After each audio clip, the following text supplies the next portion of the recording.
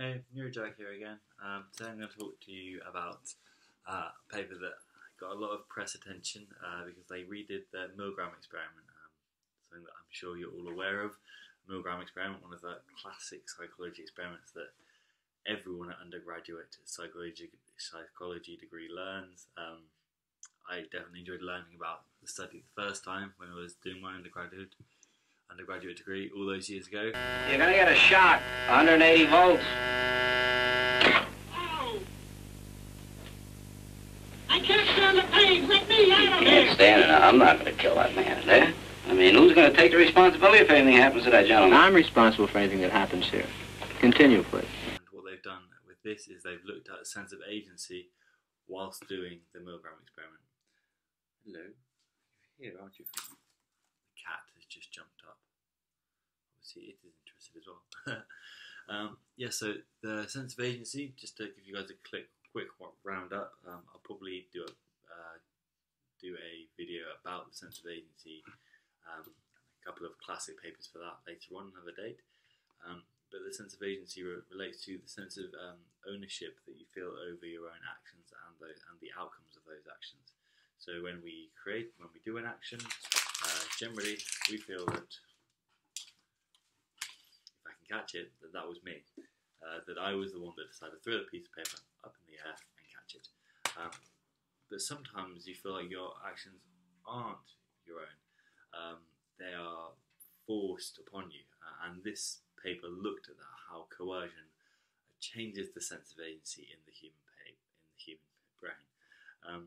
Really cool paper, done by Patrick Haggard, Axel Cleeremans, Julia Christensen and Emily Caspar, as a collaboration between the labs both at UCL and University of Brussels. So let's go, sense of agency and coercion in the human brain. So in this experiment they actually did electrocute people as opposed to thinking that they were going to electrocute someone. So you had two participants sitting across the table from each other, and one participant was told that they had to press a button which would either would not harm the participant, or would harm the participant, but for which they would gain 5p. Not a lot of money, but it adds up, and it was enough of an incentive to make the participants occasionally cause harm to the other person. They also had another condition which you could, as opposed to making physical harm to the other participant, you created a financial harm, so the other participant would lose £5, 5p. £5 would be a different matter, I think. So while they were doing this, what they were interested in, like I said, is the sense of agency. Like I said again, I'll do another video explaining the sense of agency and how it's measured in a bit more detail at another time. But to give you a brief idea, one of the most common used ways to measure the sense of agency, that is our implicit sense of ownership over our actions and their outcomes, is by looking at the perception of the temporal interval between our actions and the outcome of the action. Now when you feel you're in control of something, that interval becomes shrunk. The two become bound together. So when you're asked to sort of estimate what was the interval between when you pressed a button and heard a beep, if you feel that you're really in control of the action, you will think that the interval between those two was smaller than when the action was completed either by another person or non-volitionally, i.e. your hands were pushed down onto the button. So they asked participants, they had to press this button, and then that participant would hear a beep, and they'd also cause either financial or physical harm to another participant. Really nice way to look at how coercion is going to affect the sense of agency, and allowing the classic measure of the sense of agency, i.e. this intentional binding effect, to be looked at without the coercion aspect of the experiment interfering with it too much. So that's a brief idea of the design they did. I think it was a really cool design, definitely one that I'm going to be stealing bits from in the future. So let's get to the results. What did they actually find out? So the results, what did they find? So they had conditions in which you can cause physical or financial harm to the participant, and you could also have two versions of this. One in which you decide for yourself whether you're going to cause the harm or not, and one in which you are told by the experimenter, this time you have to press that button, which is going to cause harm to the participant. They found that when you're coerced to do the action, you have a decrease in your sense of agency, shown by a decrease in intentional binding, which is not really too surprising. You would expect that you'd feel a decreased sense of agency when you're told by someone else that you have to do something. So not too surprising, but the first study that's really shown how coercion can affect the sense of agency and study design and the kind of experiment that I think we're going to be seeing a lot more of in the next 5-10 years. They also, what I found interesting was that when they looked at the condition which you freely chose whether or not to cause harm to the participant, for the financial harm condition, you had an increased sense of agency when you caused financial harm to someone, which was quite disturbing. Maybe explains why bankers are so evil, possibly. But who knows? I'm sure future research will allow us to understand a little bit more about the mad minds of bankers who are willing to harm other people for their own gain. But I stick with research because we're nice people in research as opposed to those greedy, money-hungry fat cats on Wall Street.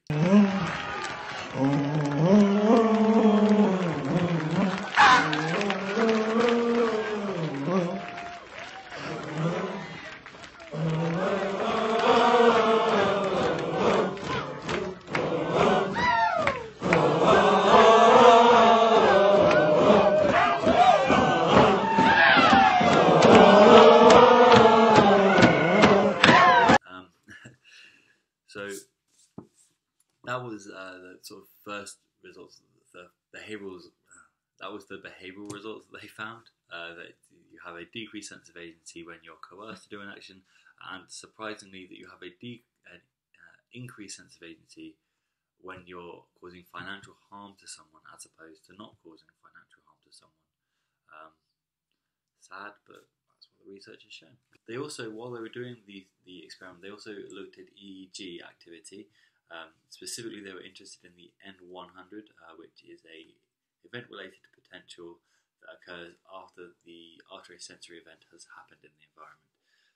Generally, if the sensory event is expected and expected to occur, you'll have a decrease in the N100. So it's an indicator of novelty to a certain extent, and how the extent to which you're expecting that event to occur. So if you feel like you've done an action and you're expecting an outcome, you will have a smaller N100 because you're expecting that event to occur, so it's not novel and surprising to you. What they found was when you are coerced into actions, you have an increase in your sense of agency.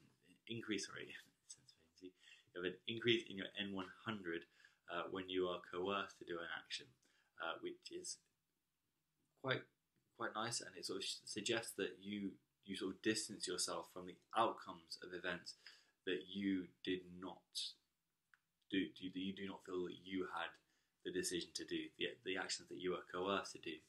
You feel a decreased sense of ownership over them. You have a larger N100, suggesting that those events were more surprising to you, and that you don't feel as in control of them as you would if you had freely chosen to do the action, which is quite nice to show. Not too surprising, but the first sort of neuroimaging sort of studies that have managed to look at coercion and the sense of agency, and probably a reason that this paper has garnered so much attention in the media. Also, any study that says they're redoing a version of the Milgram experiment is sure going to make the press interested in it. One of the things that I thought was interesting about the paper, personally, is that it shows how outcomes are processed differently in the brain when you're coerced to do an action, but it doesn't really show how the action side of thing is processed differently when you are coerced into an action, which to me is a very interesting and important thing to look at.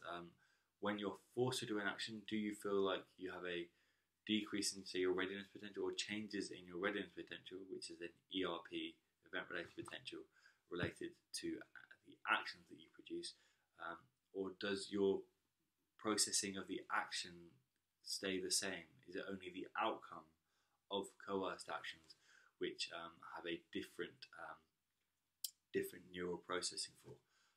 That's one future avenue that I'm sure researchers will look at in the years to come, and definitely one that I plan to look at over the next few years myself. Other than that,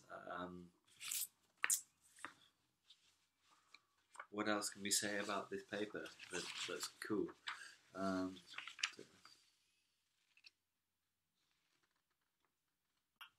thought of another cool thing to say about the paper. Someone mentioned in the discussion, but definitely a key point is the idea that it shows that there's a change in neural processing over the outcomes of your actions, suggesting that when you say you were forced to do it, is not simply a retrospective justification of the actions you've chosen, but something that actually that the outcomes of those actions is actually processed differently. Again, like I was saying earlier, we're going to have to look at the action side of things in a bit more detail to understand if it is just the outcomes that you go, okay, no, that wasn't me, or if you actually process the actions you produce differently as well when you are forced to do something. I definitely think in the next couple of weeks I'll do a few more videos about the sense of agency more generally, because I know for me that's kind of the main cognitive process that I'm interested in. But for the moment, I just wanted to mention this really cool paper by Caspar and colleagues, and one that I'm sure is going to be cited a lot in the years to come.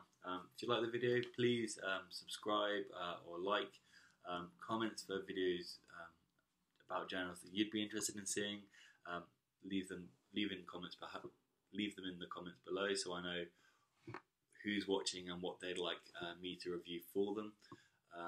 Any other suggestions about how I can improve these videos, make them a little bit more audience friendly and accessible, let me know. I plan to do one of these a week, and I'm sure as I do more, they'll get progressively better. Thanks a lot. See you next time. Bye.